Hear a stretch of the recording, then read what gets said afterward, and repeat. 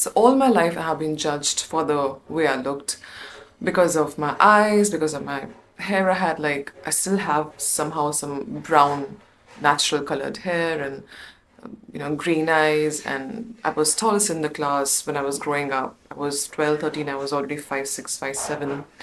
And that feeling when people assume things about you because of the way you look, the way you present yourself, your personality, or just the way you look. And they're not even spoken to you. So people, when they assume and cook up stories about you without even having to know your name. And I was constantly surrounded with that. So I was like, in my college, I was, winning ramp walks, and I was doing my fashion shows, I was singing, I was dancing, and I was into all these things that made it much more obvious and made me the center of attention multiple times whenever I would in school or college and anything. Today I'm going to tell you how to rise above judgments. So you must have been misunderstood. You must have been judged for whatever reason in your case. Obviously in my case something else, in your case something else. Now I was 14-year-old, 13-year-old. I laugh when I look back to it, to be honest, but I've never thought about it, I think, but I'm just telling you this story because it has happened with me. So I'm going to tell you a few experiences as well of mine. So when I was 13 years old, I had shuttled to my aunt's place. I had joined a new school. I entered a class, so there were around 50 students. There were 4 rows, I remember. We had those rows, we still have, I believe, not sure how it works now. So we had those 4 rows, there were benches all around, and there was no bench empty, there was nothing there. So I go into this haze, okay, I'm so nervous. So I go into the class and I see 50, 60 students sitting. There are girls, there are guys, and I see a desk in the end. There was nothing empty, so I really didn't know where to sit. There was a desk in the end, and it was broken. Because I was so nervous, I couldn't see I didn't realize that. So it was very evident it was broken. I couldn't see because I was, like I said, I was in my own haze and nervous and anxious. They're staring at me, looking at me, and I sit on the desk. I tripped, of course. So I had this bag and this water bottle, this lunchbox, it all fell on me. The desk fell on me. I was upside down. I really find it funny now, but that time it was not funny. That time it was very, very, very embarrassing, and everybody started laughing. And nobody even told me, hey, don't sit, it's broken. I would have not. So nobody told me it was broken. All they did is started laughing at me, and the teacher came and she picked me up and she, consoled and everything. I didn't cry, of course. I was a grown-up kid. I was 13-year-old. But then it was one of the situations which stuck with me for that year. First of all, I had shuttled down to a new school, to a new place, and then this happened, and so I was there for a year, and the complete year, no one spoke to me. They thought I'm some alien because I looked a little different. I don't know, they start assuming things that, she doesn't speak to anybody. You ask her name, she'll say, I don't want to tell my name, really. And, many things. And I'm very close to my mom. So, of course, that also kind of hit me a lot in that year. Because I was constantly surrounded by judgments all my life for many years, and I learned how to rise above them, and in fact turn them into my own strengths and learn a lot from them. And so judgments have their own forms, their own measures. Like, it could be a most pettiest form of judgment, I feel, is someone mocks you on your face, or you're in a meeting, you're speaking, you'll see people's body language changes, the face, the expressions changes because they try to, oh my God, think what she's speaking and all that. And that is the most pettiest form of judgment. The most ruthless form, I feel, is making stories and spreading rumors about you without knowing you. Those are stories about you, and that pulls you down. It's a deliberate act of pulling someone down, someone morale down. And there was this one particular group who would constantly tease me. Okay, and that was very humiliating and very insulting. Uh, I was, I think when I was growing up, I started loving skincare. Okay, I started loving skincare, I started loving makeup. I love getting ready, I love to take care of myself. I was always like this. I think the moment I turned 13, 14, I started loving skincare. I wanted to take care of my skin since the day one. And so I was in 15 approximately, 16, 15, and I started loving wearing kajal. I started wearing kajal on my eyes. And I remember one family member of mine came in for lunch, and I was sitting there. I had just wore a little, I think 16, I was 16 approximately around that age. I was sitting over there on my on the sofa, and she came and she said, what is the sickness you have of wearing this kajal? What do you think of yourself? Who do you think you are? And I was 15, 16, and I said nothing. And now because of this pattern of judgment continued this for many, many years. For many, many, many years. It kind of was like a snowball. It happened then with me everywhere. I became a topic of discussion anywhere I go to, anywhere I went to, be it a family engagement, be it any situation, anywhere I'm sitting.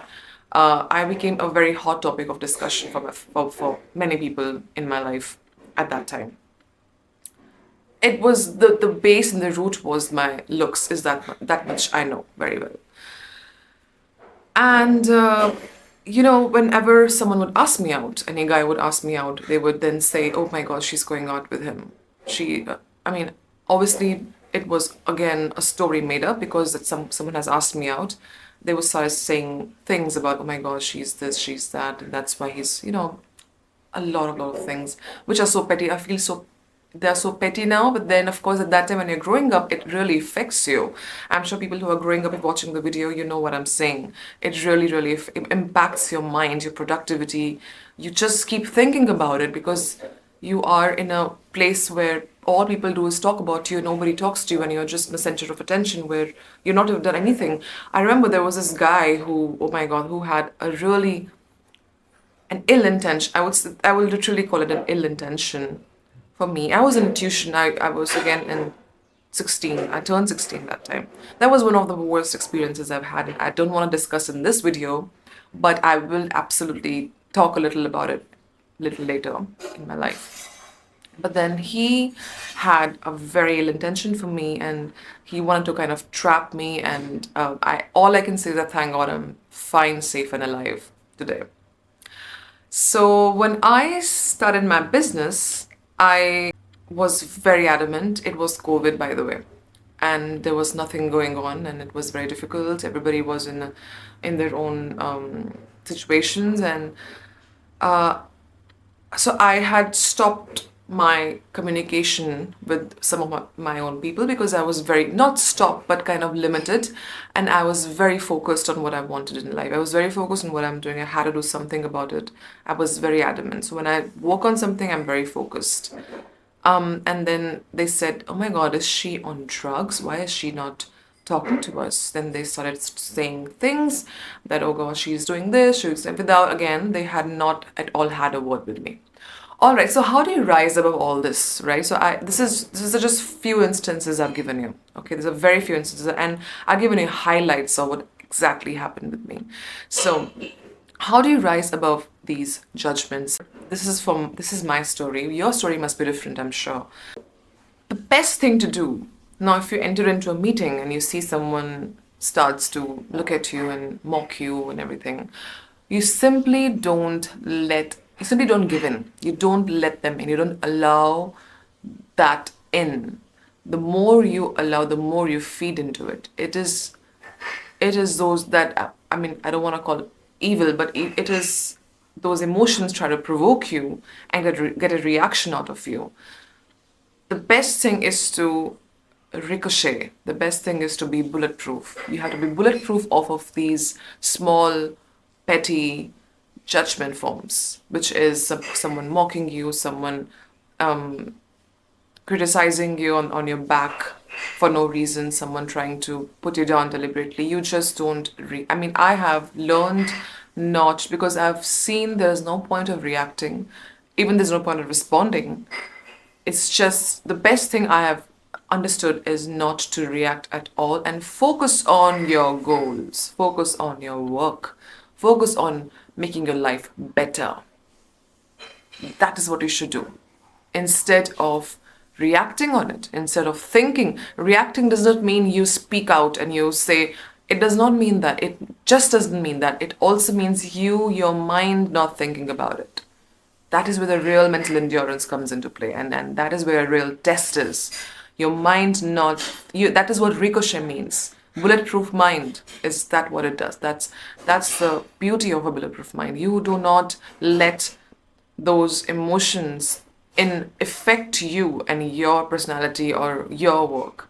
You know what to let in, you know what not to let. So also when you're growing up, what happens is, so you don't understand this concept of mental endurance because you're just growing up and you're learning things, you're figuring out things. You don't know yet your authentic you because you're figuring it out. And what people tell you about yourself, it becomes your perspective. It registers here. They say, okay, hey, why don't you be a doctor? Why don't you be an engineer?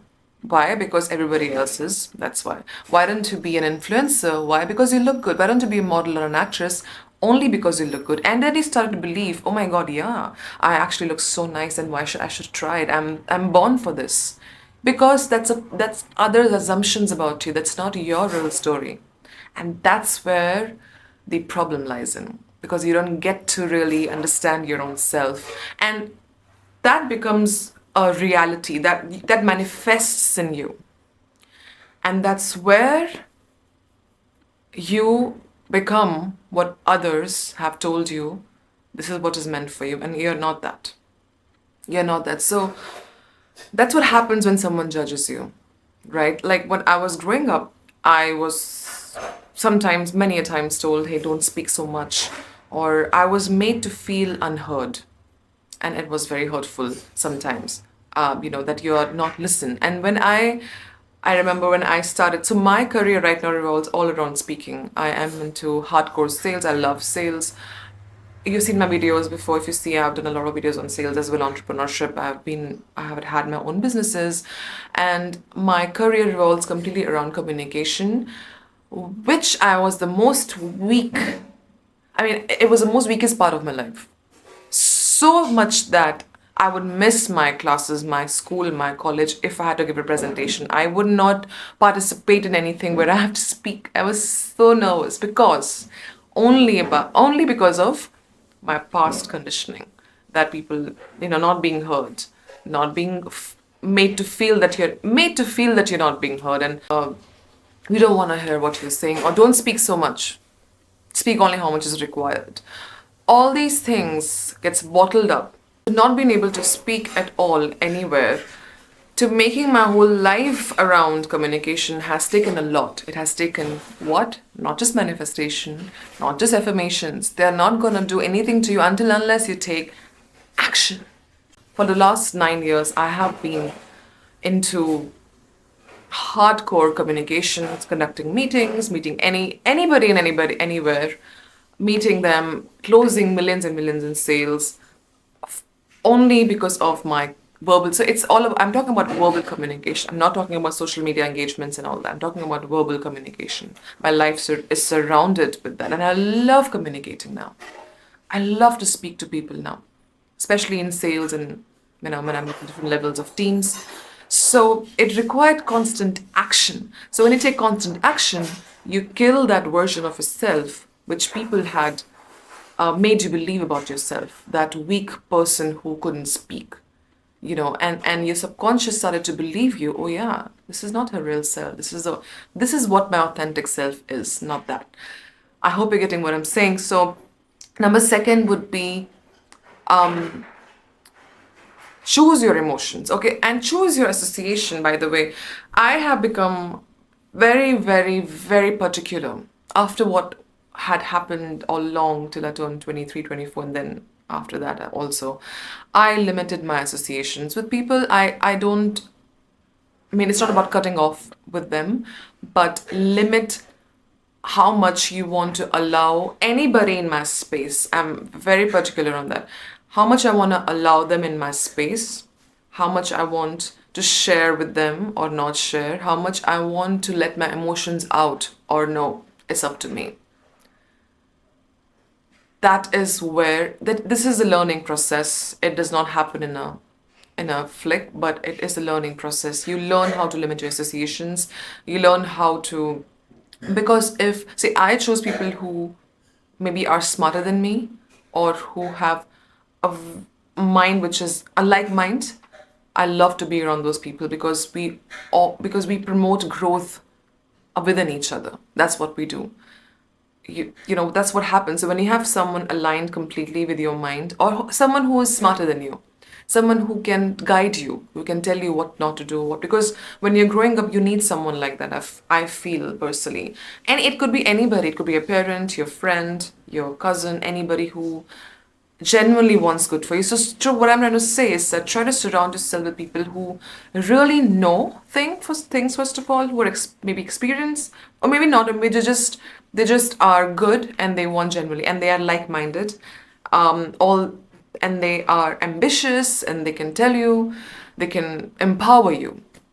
So it's very important to be around good people in your life because you become a product of 5 people you are surrounded yourself with. Quoted by James Ron. It's a very famous quote and it is true. It is very true. So yeah, choose your association, choose your emotions, be ricochet, become bulletproof, and you'll see your life will change. So I'll see you in the next video. Till then, take care.